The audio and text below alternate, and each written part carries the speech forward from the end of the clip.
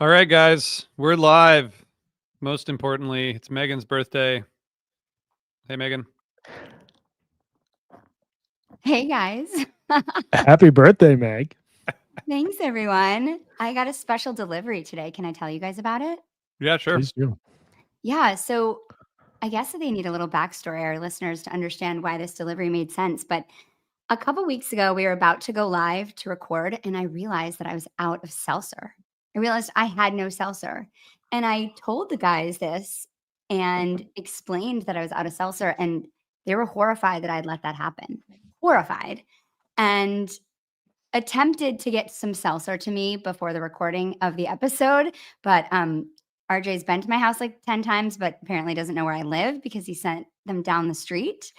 And so I did not get the joke and I did not get the seltzer before recording, but I did get it later. I had to go ring someone's bell and go into their little alcove and get the seltzer, which I then dropped on the walk home because I was walking my dog. And it was, I don't think I told you guys that part of it. It was a big thing, but I did get some seltzer that day. And I woke up this morning, my dog was freaking out, and I go outside and there's about 8, 10 cases of seltzer outside. And I knew it was from you guys. So thanks. Thank you so much.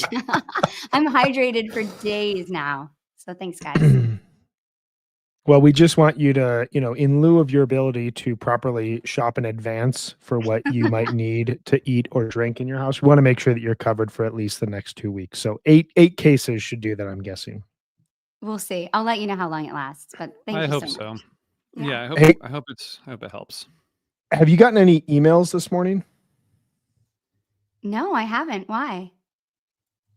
I mean, maybe just check your email, see if there's anything in there. Really?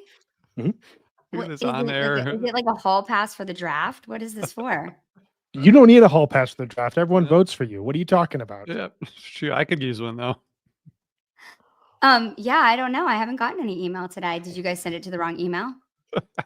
I know for a fact I sent it to the correct All right, email. let's listen. So what? Should we listen? Should we listen to a voicemail while Megan checks her email? Refresh Okay. your email while RJ is playing voicemails. Okay. Here we go. This is good stuff. All right. So good morning, good evening, good afternoon, whatever time you may be listening to this. Anyway, complaint, thoughts, reviews. I got just thoughts and complaints today. So first of all, before we talk about our little friend Carini our little evil friend Carini, that could really do anything. And that's sort of the beauty of Carini in that it opens up and can do anything. Although I like it when it stays evil. We got to go back to 2001 for a minute because I'm a little disappointed in that you didn't even mention some of the ones that listeners must have been thinking about that weren't on the list originally. Specifically, can we talk Lemon Wheel? But 2001 from Lemon Wheel, that's the best. That's the best 2001. And it's smooth as butter. It shares a lot in common with the other versions from 1998 that you did talk about. However, it's better. Just listen to it. It's better. It's got better fills from Fish. It's just everything about it kind of locks in step better. And there's something you totally neglected to mention from that version and also the one from MSG in December. They both tease Cross-Eyed and Painless. Not just a little bit. It's obvious. Like, everyone would get it. Everyone will hear it. And it's such a important part of that jam. I just love it. It's like, it's a beautiful little opening, and it's particularly awesome in the Lemon Wheel version. And yeah, okay, that out of the way. You should always mention those versions that people suggest that you weren't even on your list initially. Now, enjoy the talk about Carini, and I love you guys, so don't take the criticism too hard. Have a wonderful day. I really appreciate that caller. I think that he brings up a really interesting point about the series that I've been thinking about as we're going through it. We were coming up on our first break in the Mount Rushmore series. We will not have any more until after summer tour following this episode. And it's something I've been thinking about. RJ texted a little bit about it yesterday with regards to an upcoming Mount Rushmore song that, and I need to do a better job of this as the curator. There are versions that need to be included in the list that are not just the kind of blow your mind type 2 type of jam. 2001 is a perfect example, and 1998, 2001s are a perfect example. The Lemon Wheel is a great call. Side note, we need Went first, but like, how do we not have Lemon Wheel released on soundboard? That the ambient jam, that Ghost, my God. That 2001, like, I think 2001 sounds its best in summer 98. It would get more expansive and groovier in summer and fall 99. But in summer 98, you kind of had that brilliant mix of the Island Tour sound, Trey's tone. They knew how to play funk, and now they're kind of dabbling with ambient. And you really got that perfectly in that Lemon Wheel version. So, not taking the criticism too hard. Great critique, great call in. There's really nothing I love more in a Fish fan conversation than talking about great versions of something and then someone interjects with, you didn't even mention, and then they list two versions and you're like, you know what, you're right, man. I got no argument, but also, my head is only filled with so much information. Yeah, I find that's actually really hard with this series is to sometimes you just want to pick the perfect version of that song that kind of encapsulate exactly what that song is, not necessarily everything that song can do. And I think that that's really, really hard. And you're always making decisions about that with this series. But I did actually want to ask you, Brian, more about this The specifically. paperback edition of Mount Rushmore, when we get to go back and reassess and Yes. release a paperback copy for all of our fabulous subscribers, that's going to be where we get it right. We can put in all those footnotes of things we forgot to mention, the teases, the everything, because I've been getting a lot of these online too of like, you didn't talk about this, you didn't talk about this. And I think the show is already fairly long, so we can't talk about everything we want to talk about, but I do appreciate when people reach out. But I did have questions, Brian, about how you curated that list, because it's interesting. I think it's a really a possible task. And so I appreciate that people are reaching out, but I also think it's really hard to do. And was there a criteria when you looked at the jams? Like you're looking at jams, not always the ones that are kind of highlighted on the jam charts either. Like, are these just ones that you feel are important, or how are you curating that like a larger list? I mean, I think with music, there's always going to be an element of subjectivity. I think with anything from an art related standpoint, and a few demands I've received from unnamed co-hosts is to limit the amount of versions that are in there so as to not overwhelm our researchers. Yeah, that's me. Sorry, guys. Me too. I'm just kidding. I never did it. I was trying to cover for you, Meg. Okay, good. Yeah, it was totally me. So I use the jam charts as an initial starting point. Without going too deep, there are limitations. I think that's a nice way to put it. There are question mark versions that you have to kind of read the notes. Part of it is I have kind of an encyclopedic brain regarding Fish, and when I go through the jam chart plus the overall version list, how many times a song was played, I know versions that are important, that are essential. I try to be really discerning though, because I think you can get into a challenging place with this where there's a version that you really like that may not speak to the larger kind of importance of a jam vehicle or what a song has meant in Fish history. I think that what we're about to talk about today with Carini is a perfect example of that, just because of how great it is and how diverse a lot of the jams tend to be, from evil to funky to blissy to so on and so forth. But yeah, I mean, and then I go back and I just double check through all the versions that are played, all the jam charted versions. Is there anything I was missing? I think with something like Lemon Wheel, the reason I left it off is, while it's a great version, it feels like akin to a lot of different versions from Summer 98, the Alpine Valley version, the Meriwether Post version. I believe there's a version from Houston. And when I was going through that list and kind of thinking, okay, what are the essential versions that have to be on this list from 1998? I kept coming back to Island Tour, Gorge, and MSG. Certainly an argument that I could have included one or two of these kind of 10 to 12-minute version ones that give you what the bigger ones do in a more compact way. But again, I just wanted to make this as kind of high bar as possible for the song, and so I ultimately left them off. It's really hard when the years are packed like that. Like, I feel like that's the problem with 2013 for Carini, say. There's just so many good versions in certain years that you end up having to pick and choose. Yeah, and I mean it is interesting because something like Carini, it's probably a bit overloaded because as I go through here, there's a lot of versions that are in that very good. Is it the greatest version? Is it kind of the top tier? I'm looking specifically at a couple of the 2014 versions that we included in here that I think are very, very good. And I think are like strong examples of where Carini was at that period in time, but maybe in hindsight, are the greatest versions of the song. So I don't know. I'll be doing some reviewing of the latter half of the year and kind of what we are presenting as the large list for fans and for us from what we choose from. But it's there. There's no perfection in this industry.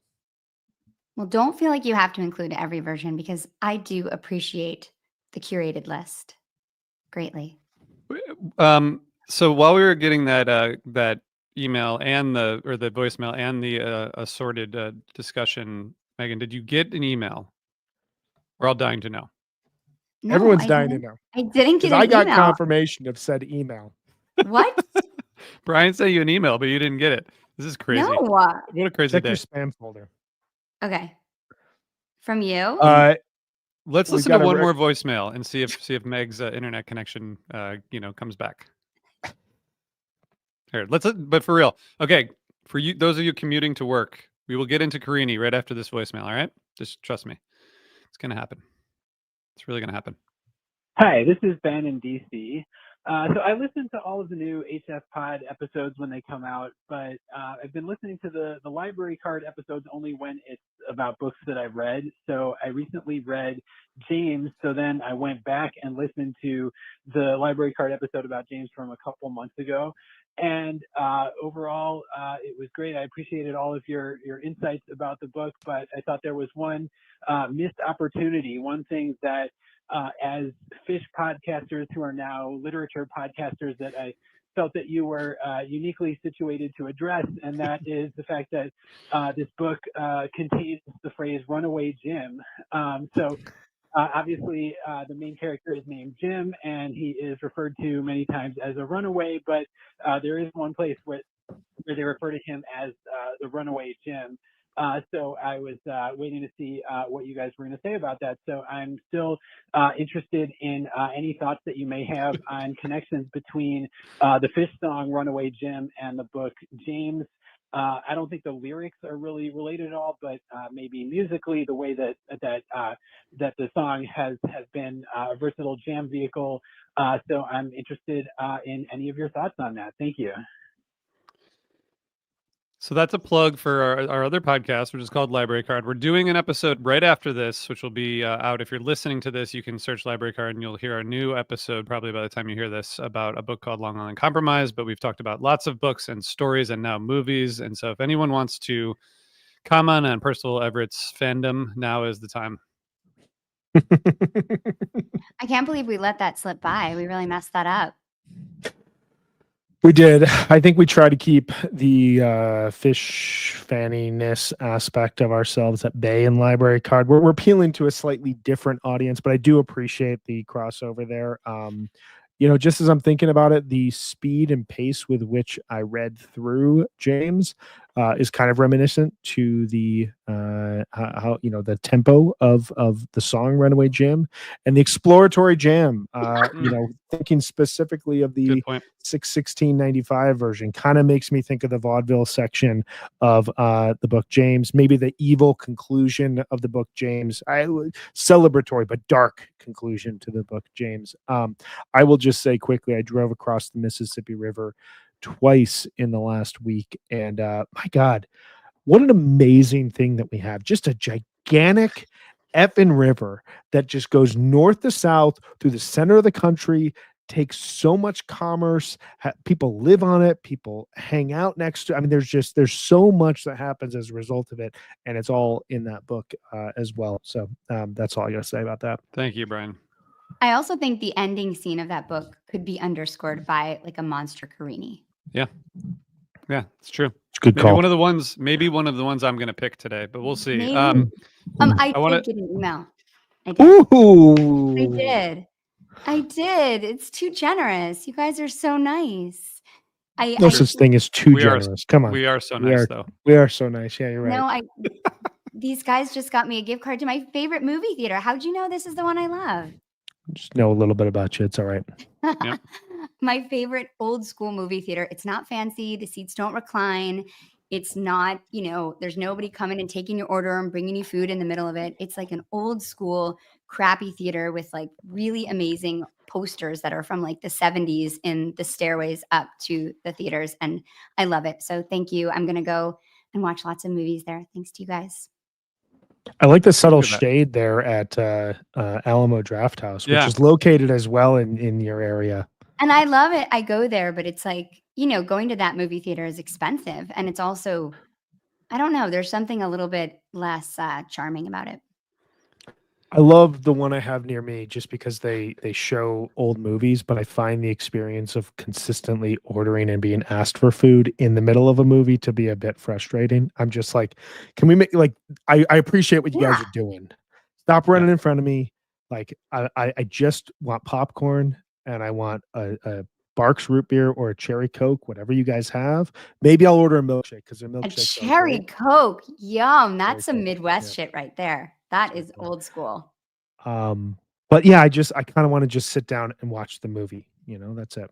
Yeah. That's And if fair. you got to go get something from the movie, you need more food. That's like up to you. You have to decide, like, am I going to miss a minute of the movie? Like, that's kind of the fun of it. No, that's not happening. I That's don't why do that. Europe, once again, is preeminent because every single movie, regardless of the length, has a 15-minute intermission. So you can go outside, rip a heater, grab some more popcorn, and come back.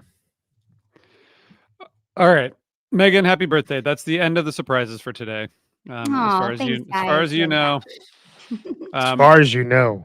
Yeah. Ooh. Okay, so let's get into Carini. We have, man, this is a tough one. I'm picking today, and there's gonna be a lot of differences on our list, I think, today, because I guess my first just thought, and see what you guys think. I mean, the quality of jams versus some of the other songs that we've talked about. Like, I rate these as I go through them, and I don't think I had anything below a 6.5 out of 10 on these jams. So like everything was a 6.1 was 6.5 and the rest were 7 or above, like 7 to 9. So it's like you're really picking within an amazing range of awesome jams. So that's the first thing. Is, did you guys find this, like, do you agree with that in terms of the kind of higher overall quality of jams to choose from? Yeah, I mean, I feel like the last 3 that we've done, Disease, 2001, and now Carini, have all been hard in different ways. Disease was this, one of the preeminent jam vehicles. I felt a ton of pressure finding the right 4 when there were a lot of really great ones, but also some ones I felt like could just be in the relegation section. 2001, there weren't as many, and a lot of them jammed in a similar way. So really finding those subtle differences was kind of challenging. This though, like, Carini is so interesting. Like, has any song had the evolution Carini's had? It was a joke song that appeared twice in 2 of the best Fish shows ever across a 4-month period in time. And then it kind of came back as like a 7 or 8 minute long rock song that always felt like a throwback to 12/30/97 or the Island Tour. Had some good versions in late 1.0, some weird short versions in 2.0, kind of appeared in early 3.0, but then by fall 2010, suddenly was one of the best examples of the band allowing themselves to be creative, step out into the unknown. And by the mid 2010s, it was one of the most reliable jam vehicles, and it's stayed there ever since. And it feels like every version is slightly different from the past. It doesn't really follow a formula. Like once Carini ends, Trey hits the major key, they go off in a major key. If Trey feels funky, they go off into a funk jam. Like there's so many different ways that they can get out of this song and into unknown terrain that you have all these versions that you're just like, even within 2 months of each other, they don't sound anything like each other. Yeah, it's I think. also like Go ahead, Megan. RJ. You go ahead. I just think it's like so funny that this like weird demented song became one of the like the biggest uplifting jam Right? vehicles in the catalog. It's just fucking crazy. That's all. Yeah, that's why it's like so perfect. And I think it is like one of those songs like Tweezer, where there are very few songs when you hear those opening notes that ignite a crowd that way. You know, this song just sets a match under the place. And it's so fun and cool to think of kind of how it started. Yeah, I mean, I've seen 2 versions in particular that open shows. One after an extended rain delay in 2022, and it kind of felt like, everyone had been hanging out in the venue, lightning, crazy rain, it, like, cooled down like crazy, and they come out and they play Carini. It was, like, 10 o'clock at night when they started, and the place lost its mind, and then a year later, they did the exact same thing on the first show at Dick's 2023, and it was the same sort of, like, just pent up aggressive energy that was unleashed. Yeah, that's the cool thing about this song too, is that the song itself is so muscular and so strong. I love it. And I just feel like it has such a huge energy, monster vibe, and such a big time ability to go the distance in the jam now that anytime you hear it, you just know you might be in for something just absolutely huge. And I totally agree, RJ. The jams are so dynamic. And like you were saying, Brian, I think the way that it moves between sections in these jams, like they can often get so much done so quickly. You can have like a 11-minute, 14-minute, 18-minute Carini jam that just goes all over the place and gets so Yeah. much done. And I often feel like they have a mind of their own. And it feels to me, my favorite Carini jams always feel like something is pulling the band along. It's not like the band making the jam, it's something, this undercurrent that's like pulling them underneath it. It's just a continuation of the power in the song. And it's just awesome. This is really fun to listen to all these versions. Yeah. Yeah. It's really it's a pretty good one. So can we just get into it? Let's Yeah, do I it. think Brian kind of did my, opening section, but it's totally cool. It's fine. Just Totally taking things cool. from you on your birthday. I apologize. It's Totally totally cool. fine. I only wrote up 25, little like notes about it, but Well, say them then. Do Go it. ahead. Dive in. Actually, you know Dive what? in. Fill You know in the what? Why don't blanks. you sing them for us? I'm definitely not going to sing them. Although RJ did get to hear me sing a little Janis Joplin last week, but I'm not going It's to true. sing for you today. True. No, I mean, I think Brian said it perfectly. This heady legacy that this song has is just so cool. It's filled with fish lore, and it's a full band composition, which is fun, and we don't talk too many about those. And it did emerge in the midst of a really important time for the band, obviously, in this important tour in winter '97, which kind of just fell off our list because that year was so stacked with amazing tours. But Carini debuts on February 17th, 1997, very famously at the Paradiso in Amsterdam. And talk about a debut that deserves to be on the jam chart. Here we go. It's so raw and slowed down, and then it jams with just this intensity and this power. So killer. And what's so fun is that the band immediately had like weird feelings about it. They used it, or I guess positive feelings about it. They used it as pre-show music at a few shows on that European tour. And then it continued to be this second set jam vehicle on this tour. And I remember hearing those tapes and being really excited about this song. And then it was just nowhere. It wasn't on summer tour. It wasn't on fall tour. It wasn't anywhere. Like it wasn't either in the European or the US summer tours. And then they bring it back in this incredible way in 12/30/97 with Pete Carini coming out on stage in this like famous show and this incredible encore. Like that is just, it's just such a moment of them understanding that they had something and for whatever reason it was shelved, and then bringing it back in such a historical moment. So incredible. And then obviously you have the really famous Island Tour version when there's a person coming on stage and Fishman says, Carini's going to get you. And then they play the song later. But after that, then like you said, Brian, it becomes like this first set kind of like energy injection in shows throughout the rest of its time until 3.0, when it really becomes like this huge jam vehicle. It's been played now 149 times. and 43 times in the jam charts. So that's like a 30% chance, which is really good. It's been played super consistently in the modern era. After early 3.0, the gap is usually under 14, but the show gap has never gotten above 10 in 4.0. This is getting played a lot. Wow. Yeah, and if you look at the every time played, there are 2 times where it opens a second set prior to 6/20/2010, and then from there, pretty much every version is opening a second set in, like, it just became this song that when they came out at When the Lights Fell Down, uh, it was almost, akin to Down with Disease in that you just kinda knew you were getting those chords to kick off the set. So, okay, we're just gonna go. We're just gonna go. Do You it. guys ready? You guys ready I'm to go? ready. Okay. Okay. So I'm not gonna do the thing that you guys both do better, which is like setting the stage in some way. I'm just gonna say the thing, and then we'll do it. For what? What do you want to say, Megan? No, I was just gonna say we all get to do it how we want, RJ. Yeah, we all do this how we want. I know. You guys all Every have all these 3 shows, lead-ups. the listeners get their favorite host to pick their versions True. of Carini. That's a It good point. depends on who their favorite host is, but No, yeah. we all do it our own way, For sure. Okay.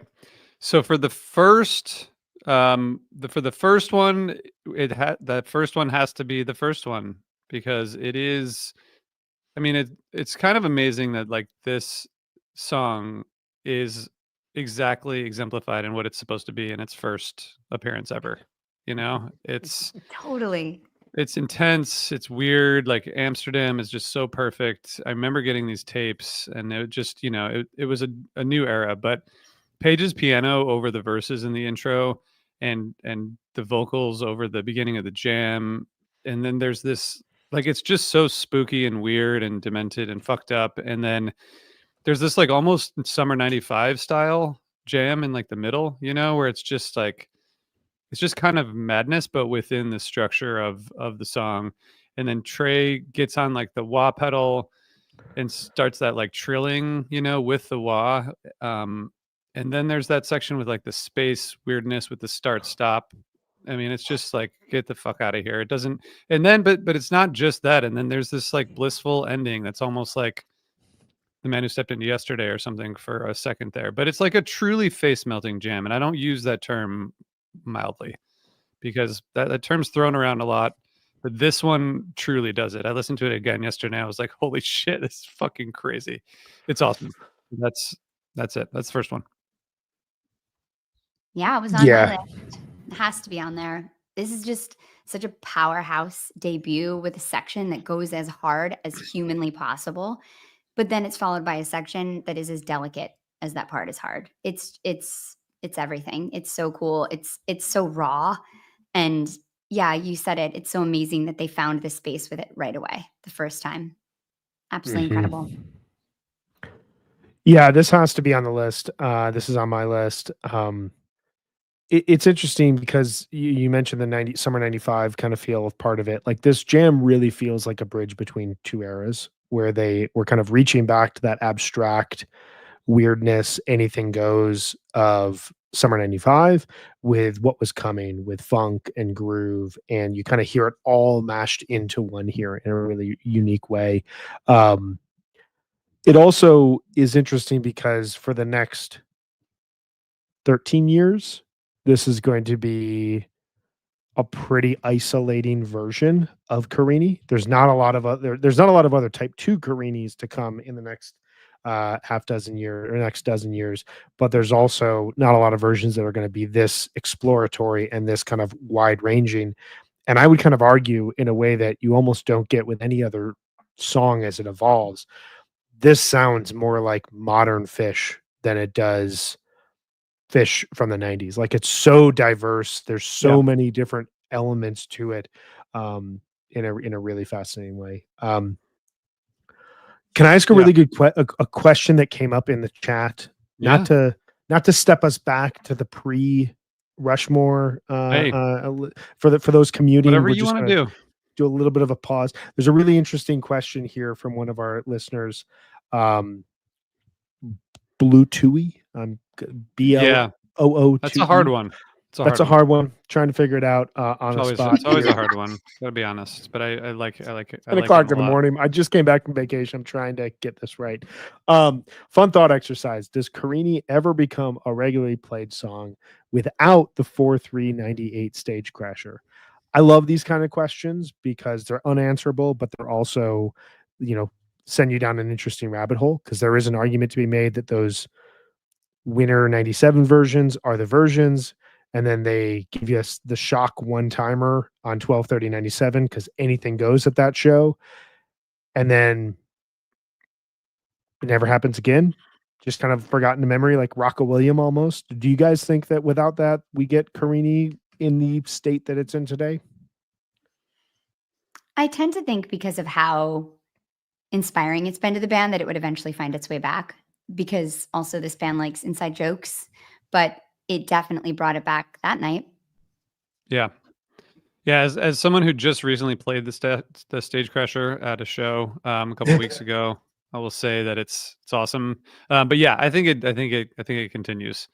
Okay. I think it's part of the catalog, But it's an interesting question. I agree. I think that Stage Crasher changed Fish history. There was no Carini, and the entirety of 3.0, 4.0 is muddled down. How about that? Are you serious? I mean, Frenchie definitely influenced Carini and his experience and our experience. Yeah, I guess you're right. The Naked guys throughout the late 90s also influenced Carini. There were a couple Naked stage crashers that they referred to throughout the late 90s, and then it happened again with Frenchie, R.I.P.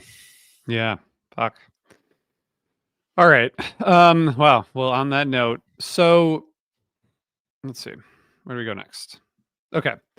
There's going to be this is going to be very controversial. Are you guys ready?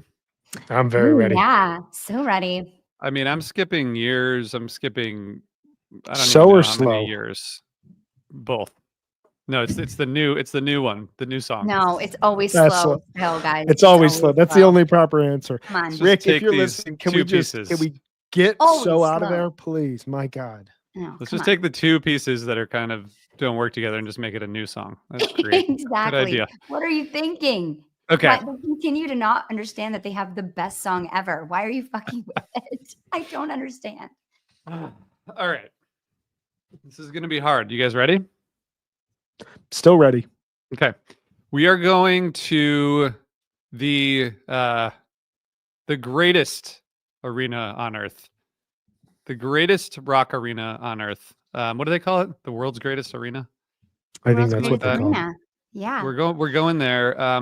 I just want to say as a preamble to this that I did think that there's a version from earlier this year that I think is similar but does not quite do the same thing as this one. So we're going to 12/30/2012 at MSG. Wow. Yeah. Woo. Yeah. Woo. Nice. Wow. Yeah. Amazing. So here's my here. justification. This is Yeah. the early 3.0 kind of representation here. The 8:30/12 or 8:31/12 is, it's a great version. Yeah. Great. Yeah. This has it's a little bit slower. The thing that I like about this and why I think it deserves to be here is that it's really dark and kind of off the path right before this of going into the upbeat groove, and it stays in this dark and brooding place with Mike really driving it. Trey is screaming in the middle of it, and right after that, Paige comes in on the piano, and then there's this part where it's kind of quiet and Fishman just randomly keeps hitting the bass drum. Mm-hmm. And but it keeps everything going. It's Trey pushes using these effects to push it out these notes and stretching them with these effects, making it really kind of spooky, intense toward the end, but it all still has a rhythm. And I think it's just a really unique version that it's really compelling. And it doesn't go in that blissful, space, but it's a really unique listen, and I think a really fucking great jam. That's what I got. Absolutely amazing jam. I posted about this week because this is one of those jams that has a mind of its own. It is monster out of the gate. It's unapologetically dark and scary the entire time, totally compelling. It just feels like it's being played like onto the band. They're not playing it. I think it's incredible. It was not on my list, but it was really, really close. Definitely an honorable mentions. I left this off my list partially because of attendance bias. I didn't want to have that impact my list too much, which is funny because I texted you guys this morning. If you see a good jam, you see a good jam. You know, Yeah, you Yeah, did. attendance yeah, bias it's doesn't exist true. there. But It's true. I will say I think the best seats I've ever had at MSG were at this show. I was page side, just a little bit like on an angle, like not right on him, like just I Yeah. had this like I could almost like see into his rig, and those seats you can watch the band talk to each other. It almost feels like you're in rehearsal, and it was just in a great section that when Fishman's doing the bass drum and they're getting into that Pink Floyd Animals-esque groove, Yeah. you can actually feel the MSG floor rise and Nothing like fall, that. and Nothing like it. it's just all I see are red lights and Trey yelling, and in my head I'm like, "Finally, you're doing it! Finally, you're weird! Oh my god, it's the best." The Well, best. well, that's what we got so far. So you know, if you don't That's like it. it, just send me your hate mail. It's fine. We'll deal with it. We will deal with it. Um, all right. Should we? Maybe we'll do. Maybe we'll do.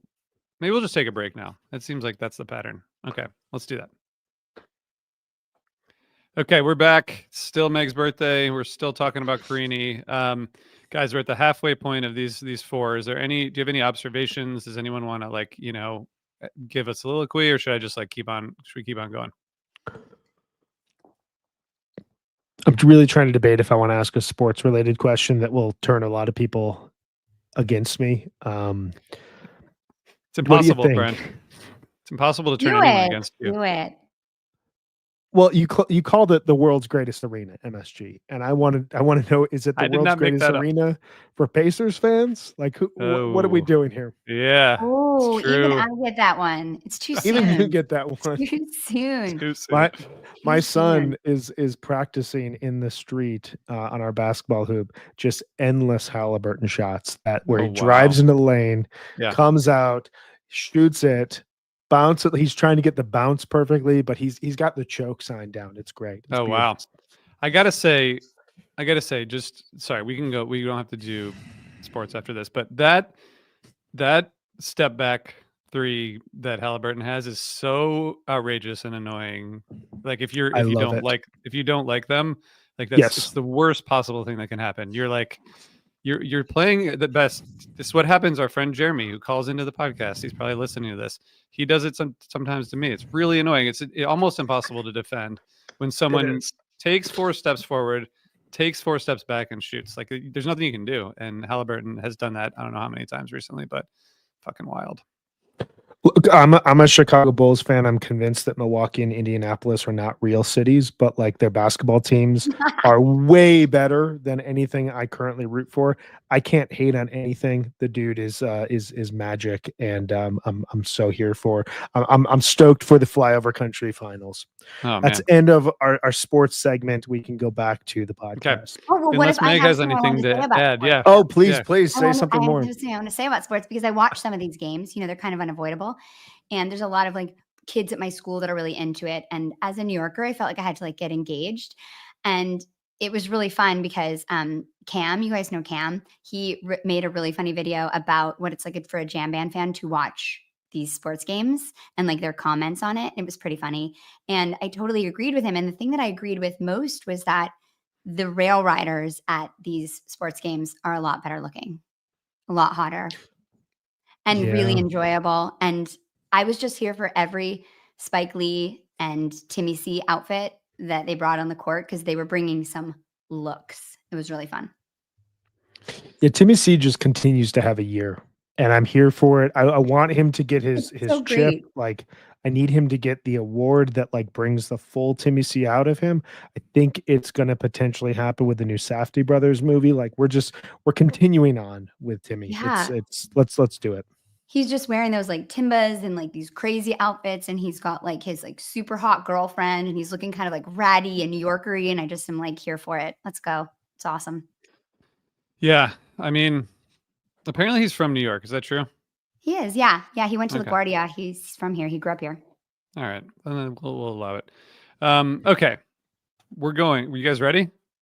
I just back love the into it. guy moves to Philadelphia, becomes diehard Philadelphia fans, and starts questioning whether or not a New York fan is a New York fan. Like, Yeah, are they no, from no, New no. York? I Oh, don't he know. grew up there. It's legit. Hey, I mean, I've been here for 5.5 years. What do you want me to do? What do you want me to do, huh? I thought he was French. I thought he was French until like 2 days What? ago.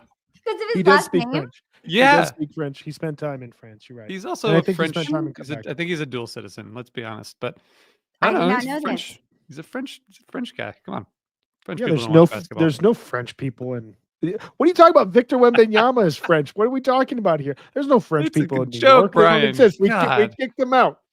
We bought Louisiana. We kicked them out. Get out of All here. right. All right. So the next version here. We are gonna go. This is gonna be controversial, but but that's what we're here for.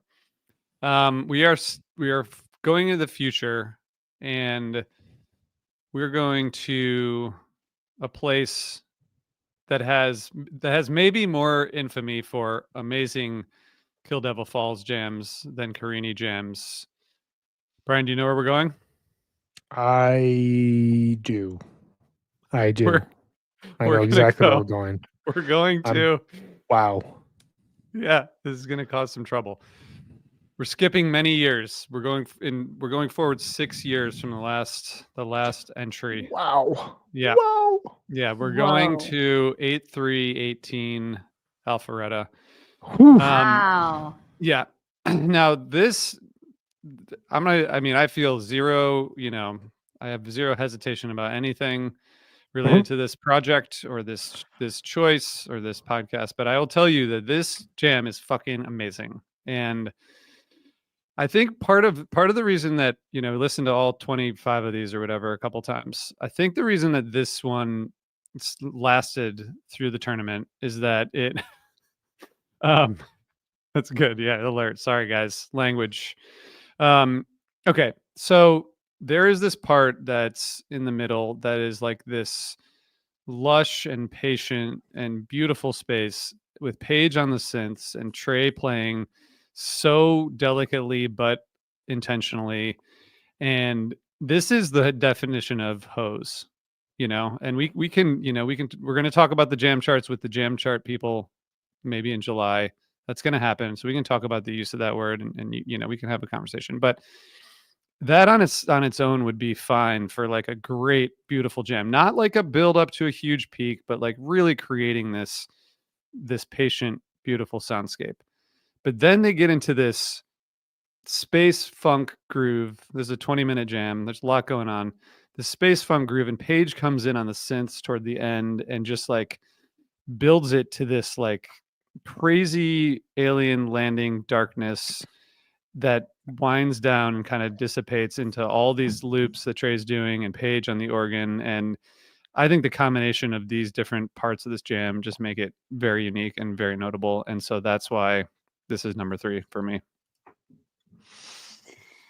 Yeah, this was really close. It's off my list, but I did an A/B test with this and another jam twice yesterday. So it was tough. This is an incredible journey. Yeah, this landed in my honorable mentions. This is one of my favorite jams from summer 18. That 8/3/18 show is just phenomenal. They did it as a dinner a movie. If you haven't listened to it in some time, I can't recommend it enough. Huge ghost in set 1, big tweezer to kick off set 2, and then this Carini stuck in the middle of the set. It was really like this jam had 3 things. The Chest Fever segment that is unbelievable, is in line with what RJ was talking about, that really melodic chordal kind of build that they were doing. Also, this jam is the middle of the second set, which was kind of an unheard of thing that they, at that point in time, you would get a big jam to kick off a set from time to time, but you typically didn't get one just kind of stuck in the middle of a set. Really kind of opened up what they could do towards the end of the sets. But also this jam is the perhaps preeminent example during the era of post-peak jamming, where they would peak something and then Mm. they wouldn't just fade into a new song. They would see what's on the other side, and on the other side are weird grooves, kind of sonic, messing around with effects and stuff, and kind of just like this playful approach that felt like Historic Fish. We featured this in an episode of Beyond the Pond in summer 18, and we played only Outcast as examples of music that you should listen to if you enjoy this jam, because it has that just like dirty, down home, like Atlanta hip hop just feel to it. It's awesome stuff. It's not on my list, but it's awesome stuff. Just fell into my honorable mentions. It's Well, tough call. guys, Tough this decisions. is hard. This is hard. Whew. We're really RJ. really blowing it up today. You're just showing the like, because I it's going to be interesting when we get into what our lists are, the diversity of this song and what it is capable of to so many different listeners. I don't think you're going wrong at all. It's just different choices than what I made. I have four versions that are like right off of the list here. So I had 8 that I thought were finalists for the final 4. So we should talk about those and see what you guys think. Maybe some of those are on your list, but maybe it's some of the other ones that I didn't even have in my top 8. Who knows? We'll never know. Who knows? So exciting. Can't So wait to find exciting. Okay, now this, by the way, I have attendance bias for like maybe 8 or 9 of these versions because I was at so many of them. So it's not real to have attendance bias for some of these, but it sort of is. The last one I did not expect to end up here. I expected to end up somewhere else, but isn't that how life works, guys? Don't you often end up in Yes. places you don't expect to?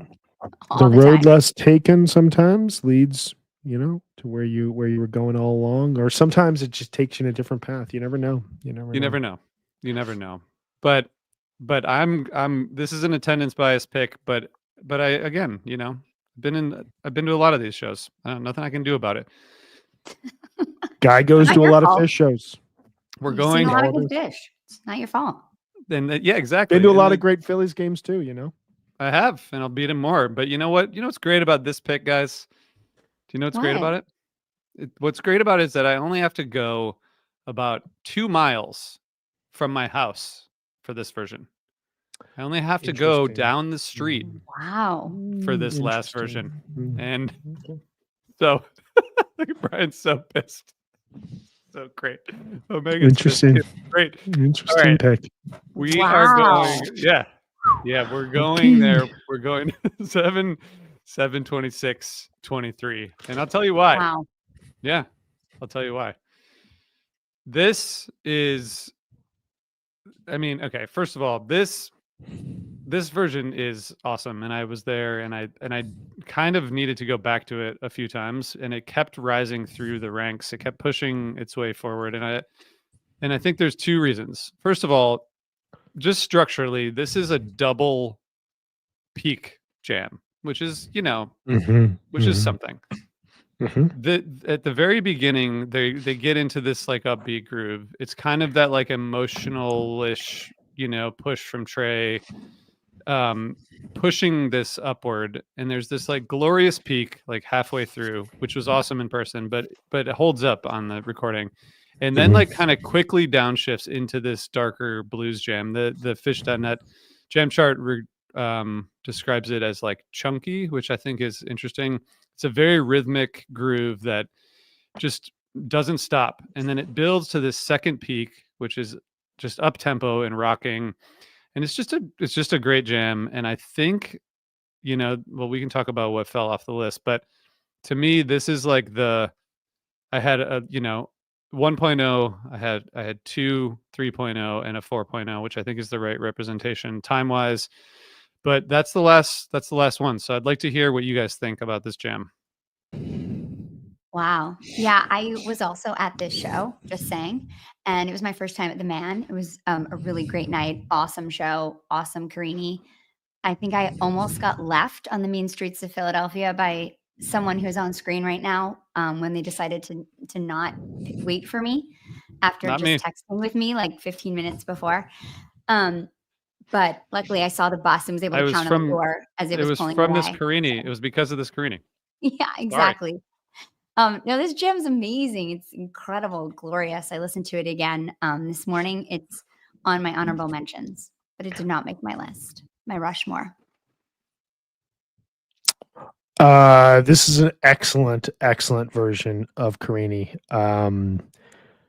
I don't think that they peaked a jam. Just looking through my 2023 Fish jam list, I don't think that they peaked a jam as well as they peaked this Carini in 2023. It was aggressive. Hmm. It was whole band. It was inspired. That said, I'm looking at this. I have this as my number 16 favorite jam of 2023, below another Carini. Now, here's the problem. Okay, here's the problem. Let's hear it. The other Carini, I have attendance bias for. So who is right, who is wrong here? I don't know. This jam Double just dueling attendance biases. Biases?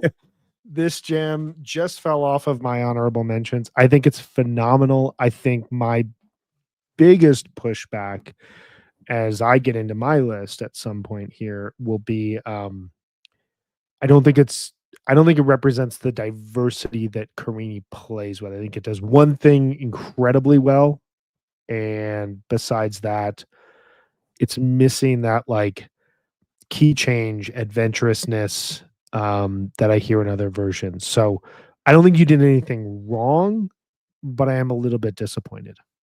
That's Brian's favorite Mount Rushmore sentence. I don't think you did anything wrong. Yeah. But I'm not. I mean, like I said, I am not worried about it. I think this No. jam. Why would you be?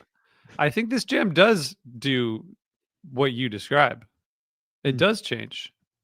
It does change. It changes 3 times within the course of the jam. I'm just saying. Yeah, I mean, it's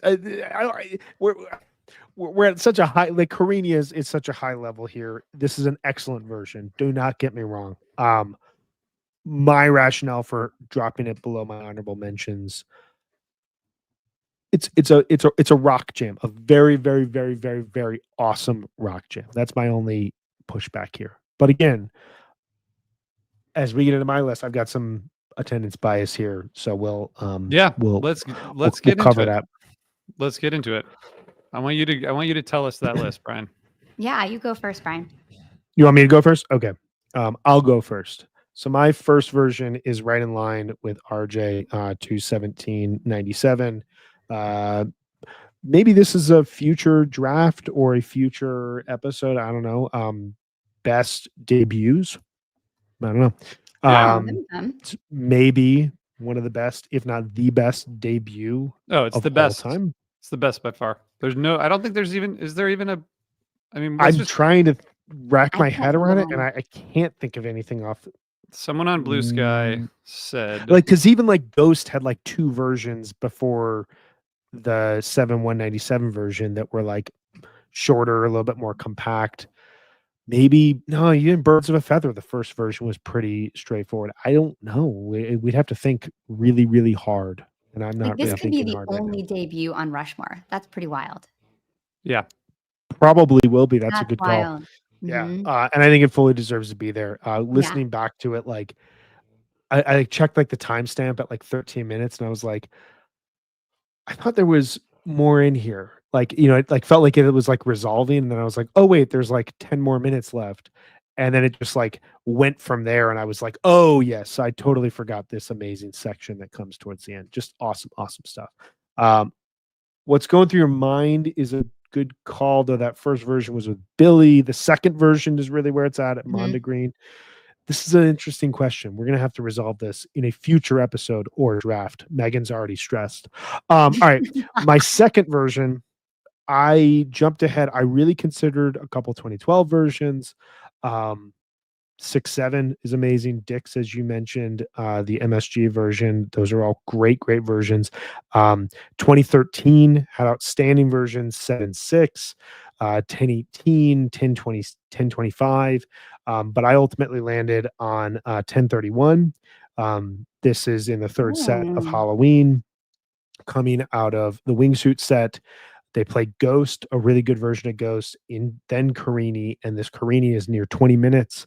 It really exemplifies something I love about the 2013 sound, where there's almost no effects coming out of Trey's amplifier. It is so clean, so diverse, so many chords are used, so much exploration, all just with like very straightforward sounds. It's not as weird as later versions, but it really, for me, set the template for what Carini was going to become. It wasn't just a hint of a jam. It wasn't just a shock jam. It was now like a fully formed jam vehicle that could do a multitude of things and also could help push the band forward.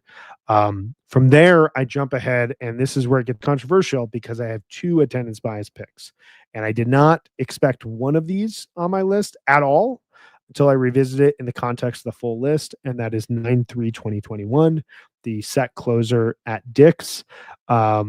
This version comes at the end of a set that I kind of found a little underwhelming. The sound was really bad in the venue at the time. Sometimes you get a lot of wind at Dick's and it gets a little muddy. But in hindsight, is a really cool set of kind of rarer songs. And then out of nowhere, Carini goes for 20 minutes. And the opposite of the Halloween 2013 version, this is so effects heavy, and this is so in line with where the band was at in 2021. There's just synth pedals galore, Page is going wild, even Mike is getting in on it. Fishman is just going like absolutely nuts. It's the four of them and just kind of a full four band conversation that bounces around.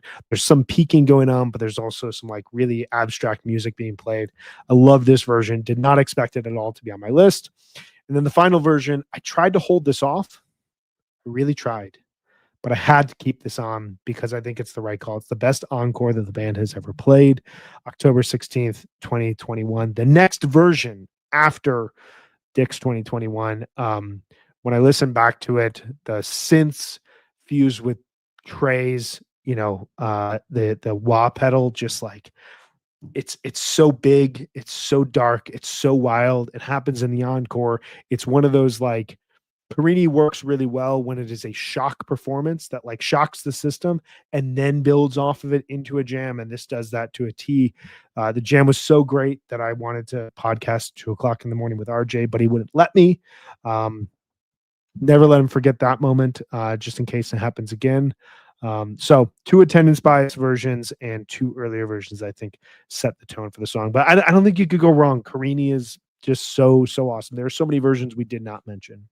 Yeah, I think for me, so the 10/16/21 was the first one that fell off. That was it. It was between that one and the 23 version. The problem is I've basically seen every awesome Carini, so I have so much attendance bias that it's like, what am I supposed to do? I've been at all these shows. I was probably at Amsterdam 97 for all I know. So this is just makes it harder from my perspective. I think the Halloween 2013 version is great. Again, was an amazing release after that up and down Halloween set, to put it mildly. The kind of like riff that he uses to build up back to the peak is really notable and really cool. And I think there's a lot in there about that kind of like reminds you that they were playing a bunch of new songs because there's so many new sounds that tour. So I had some other thoughts, but I'll leave it there. Megan, what do you like? What would you like to say? Well, I also had 10, 16, 21 on my list. I'll start from the bottom. This obviously killer show that was drafted by someone I think who's pretty good at drafting. I don't remember who exactly it was, but someone drafted this show in a draft. I But honestly have no idea, and I don't even know what draft you're talking about. But this Yeah. jam, the wild, like cinematic sweeping sheets of like textured sounds around 10 minutes in is so fucking good. It is worth the F-bomb there. I mean, this is just one of the most incredibly textured, sophisticated modern fish jams, and it has a glorious peak. And I just think that this one had to be on my list. It's definitely one of my favorite Carinis of all time. But my list was the Paradiso from 97. We all three had that, which was great. Then I went to a place that I thought one of you would have on your list, to be honest. I went to the 10/18/13 Hampton version. Because it's so sick. It is so exploratory. It's such a huge journey. I cannot believe it's only 16 minutes. And I really love having one of these on there that's just one of these like tight, super packed versions. Like this one is. It's driving, bluesy, dancey. Just I love this Hampton version. I just kept coming back to it. So I wanted that on my list. And my That was on my third- honorable mentions. That's a great version. Candy such a good fish. version, right? Yeah, it's so good. And then my third version is 9-1 from 17 from Dick's. I just love this jam because it starts off, it has this big, like bold stomping onto the stage energy that leads into the jam. And then it gets super quiet. It has that post apocalyptic walk me out in the morning do vibe. And the way they build out of that is so beautiful. And Mike is just absolutely crushing it, going so hard under the peak. And then it has that post peak funk section with the organ and Mike's like toying around in this really compelling way. It's this jam. I A-B'd this one and Alpharetta a lot. And this one I just liked more. I think that just so I mentioned 10, 16, 21. That was the first one outside of the 4 for me, and then the second one was the 9-1-17 version. Yeah. I think that the spaceships landing in the middle of the field kind of vibe, which you get if you've been to Dick's, you know, you can feel it. You can like you can see the smoke rising up, and you can feel the chill. You can see Brian putting on his flannel, but man, Best. Trey and Mike also kind of like are like dueling for like the lead and the build up to the peak, which is that. like a kind of a cool way to like build that tension to that peak. It's really awesome. The other two that were in my top 8 we haven't been mentioned or didn't make anyone's list, which were 7-24-18. I was also at that show. The way that that doesn't really like, first of all, there's like this immediate like echoplex funk jam in the beginning, and Mike is just like all over this version, and then it kind of turns like into this serene space at the end that's almost like You Sexy Thing. It's got that like vibe to it, and that's just an awesome version. And the other one I want to mention, because there's too many to mention, but I do think the 831-12 version just it stayed in my top 8 for so long, and I think it's just because this show is just so great. It's just such a perfect show, but the rhythmic sync that the band is in during the show is just outrageous. Like Mike's bass is so powerful, and then that little riff that Trey gets into toward the end of that jam is just heavenly. Yeah. And then there's like 20 other versions that I think are amazing. Yeah. Yeah, I mean, Brian, do you want to share your honorables? Then I'll share mine. My honorables are 12-30-12, no notes. 10-18-13, no notes. 9-1-17. I mean, just outstanding that we got the No Men's, this, and the Ghost. In terms of like third quarters in Fish history, that's one of the best ever. 8-3-18, and then 8-31-23, which was the only Carini I had higher than Philadelphia in my 2023 list. I thought, talk about like rhythmic hookups. 5 minutes into, once they've finished the song, Trey and Paige and Fish are just like back and forth, and then it goes into this really beautiful, blissful peak. Another great riff. That was an awesome run until the venue decided to kill the Sunday show. But the first 3 shows of that Dick's run were just outstanding stuff. I just want to say about that 831 version. I listened to that and the Man version back to back because chronologically at first, and then again, and I think to me it just didn't have like the propulsion of the Man version. Like I felt like the Man version just was more of like a tour de force. But I think it's an awesome version. I think you're right. I think where our differences come down to is just like difference of what we're looking for. Like like I want a little, I'm willing to give a little bit more to like a less powerful jam if it has more abstraction, if that makes sense. Yeah. But I love the Philly version. I love that is what a peak. My God. What a peak. Probably inspired the Man Tumble from the following year, which is also incredible peak. Yeah, 2 Rick peaks at the Man. Rick, who we all know is studying jam band history to try to advance himself. He's not just kind of stumbling into it. Definitely was like, studying I need a bigger peak than what Fish did a year earlier. That feels definitely Peter didn't do that. You're right. it. I had a few in honorable mentions that we haven't talked about. I had 12:30, 12, 10, 25, 13, which is just so Oh. short but so sick. Just Yeah. perfect. I had to take that out of contention only because of the length. Like it just didn't. Yeah. It just if it had been Yeah. not because of the length, but because it just didn't. Like it could have kept going for another 10 minutes, and it would have been like the best version ever. Yeah, it could have, but like sometimes that's just what it is. And I think Yeah. listening back though, I was like, this is so solid though that I just want to have it in my honorable mentions because it's so good, even though it's short. Carini is just so capable of being so powerful, even Yeah. when being short. Like there are 3 versions from late 2010. I believe Telluride, Broomfield, and Atlantic City, and I want to even say the Providence version that are no more than 10 minutes long and contain so many ideas within them. And I think that this version is in that category. It's probably the best of those early type of exploratory Carinis. I will just give a shout out 10, 25, 13, severely underrated show. A lot of songs. People will look at that set list and be like, just a lot of songs, but I cannot recommend that show enough if you haven't heard it in some time. I haven't heard that in a long time. I'll listen to that. Maybe, but I've probably got a million other projects that you guys are putting me up to. But the rest of my list is 7, 16, 17, Northern Island. Mhm. I love these pre-Baker's Dozen blow-offs. They're just awesome. The Baker's Dozens version is on my honorable mention too. What a killer Carini.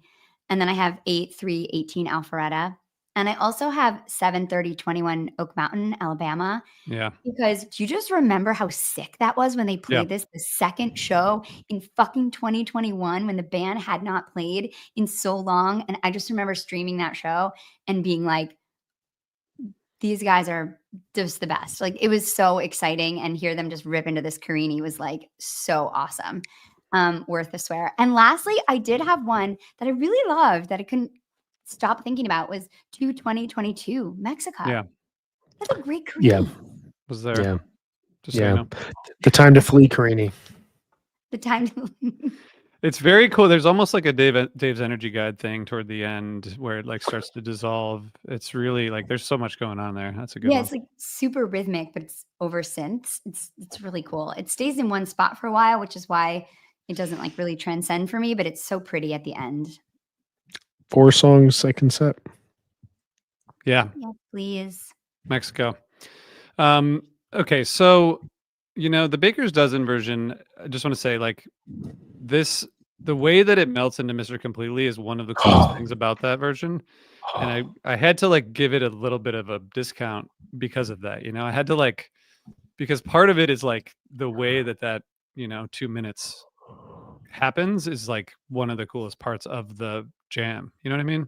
Do you guys like feel so that? the segue is like part of it. To me, that's Yeah, like which a bonus. Like I think that that's even better if they can do that at the end of a jam. That impacts my decision because that is more of a segment to me than a version, like a singular thing. This is an endless debate I have with the entire jam band community. But when you have a big sounds segue exhausting. at the end, I mean, I'm not exhausted. I'm here for the endless debates. Come on now, that's why we podcast. The fade into Mr. Completely means, in my mind, that it is like Carini Mr. Completely. And then I think there's another fade that happens later on. So you don't count it as part of the jam?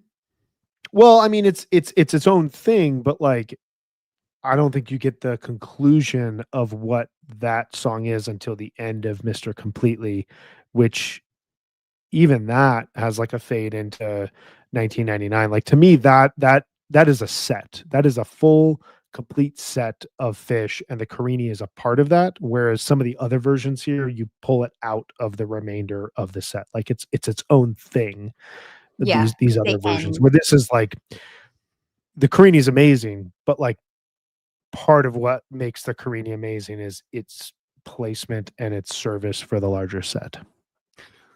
That makes sense. Forbin777 makes a great point here that your battle with the entire fish community must be on a secret social media platform. It's everyone who's got my phone number. Yeah, it's everyone. Everyone's battling Brian. One version I want to mention, which didn't make it too far on my list, but it made me think about how much I miss Architect, which is the Yeah, great call. 7613 version. It doesn't do like that much. It's beautiful. It's got this like very much like blissful section, but it goes into Architect, which is like, do you remember the Gorge Night 2 2013? Love Remember that the show. webcast where like they Yes. played the curtain with first and then Architect? I know the exactly what you're 1, 2. talking about. How amazing is I that? was Come watching that on. live and I was like, this is the coolest thing I've ever seen in my life. And then they Could have done stopped that playing on Monday Architect. Green Day 4. Could have done that then. That version from SPAC, that is hose. That is defined hose. Yeah. Trey was not playing like that a lot during that period in time.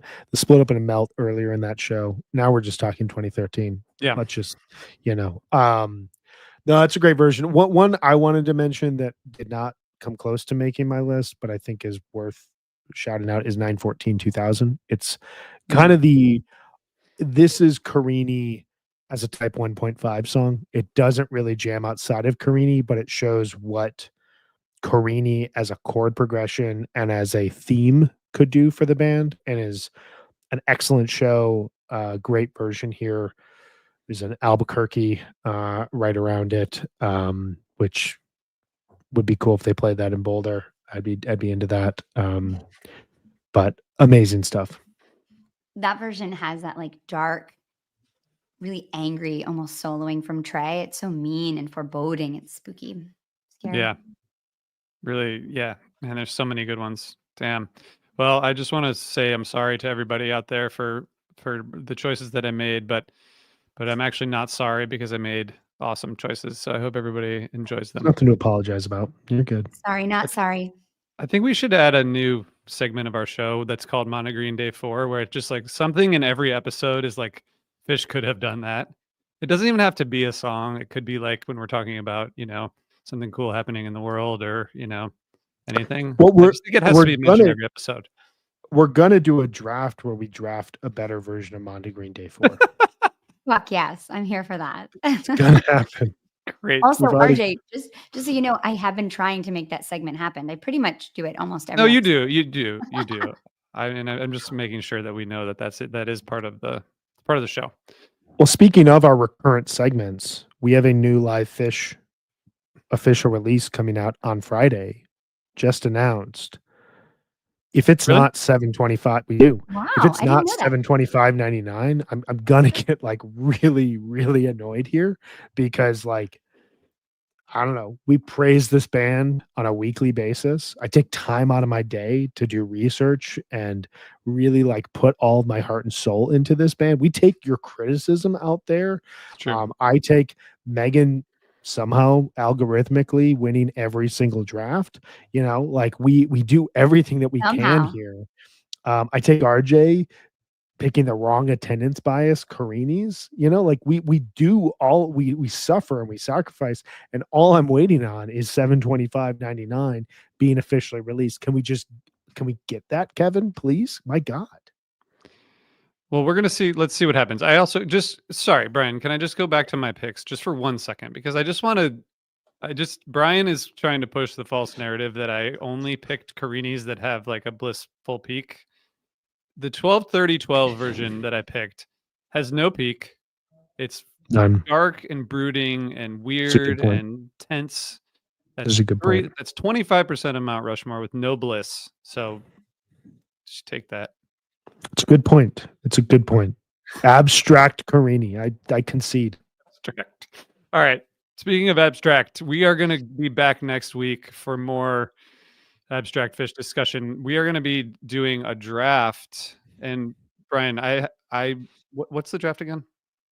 Next week's draft is our summer tour preview. We are going to be drafting shows from New Hampshire, Western Pennsylvania, Texas, Colorado non-Dicks, Ohio, South Carolina, Philly, Chicago, New York City, non-MSG, and SPAC. So every Jesus. venue, region where Fish is playing their summer tour, we will each be drafting a show, a historical show from there. I have curated a list of all shows and then went through, had a cutoff of 3.75 rating on fish.net, except I had to include a few others. I had to make some swaps because there were a couple shows I know for sure are not 3.75 shows and were listed as 3.75 shows. Night 2 of Grand Prairie, Texas. I'm looking at you, kid. And there were a couple other shows that should have been in that higher rating and were not based on larger averages. So all that said, we put in the work. Meg now needs to do all of her research to prepare for what should be a very eventful and lengthy draft. So true. God, it's gonna be fun. Yep, I'm gonna spend my birthday working on the draft, and you Oh, guys will God. just show up and do it because it's so Here we easy go. for you. Yep. I'm we ready go. for it. I'm already ready. Oh, we know, I- Brian. I should have said this. I should have said this earlier. But if you happen to be in Rhode Island or around Rhode Island this Thursday, Reprise is going to be recreating my favorite fish jam of all time, and sadly, I'm not going to be there. But they are going to be at a place called Ocean Mist, and they're going to be recreating 12/29/94, and that's Damn. it will be. We'll have to release it at some point because it's going to be incredible no matter what. But just want to encourage people who are up in the Northeast who can get to a show, go check them out, especially that show. It's gonna be epic. Okay, anything else, guys, besides happy birthday, Megan? Brian, were you gonna sing or Already sang True. over voice memo. True. Thank you True. though. Okay. All right, we will see you guys next week for our monster draft, which is going to make everyone happy and friendly. And thanks everybody for tuning in. Thanks, guys. everyone. Thanks for celebrating my birthday with